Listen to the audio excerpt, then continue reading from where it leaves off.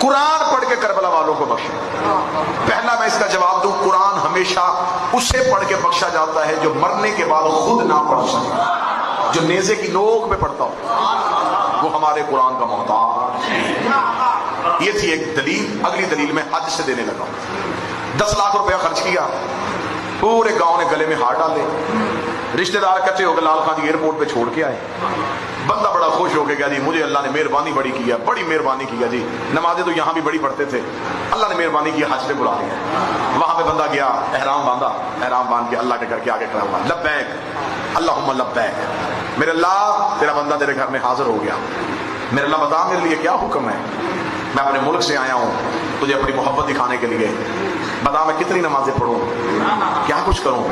आवाज कुदरत आ गया है, वो पहाड़ी है इसका नाम है सफा, वो पहाड़ी है उसका नाम है मरवा, इनके दरमियान पहले दौड़।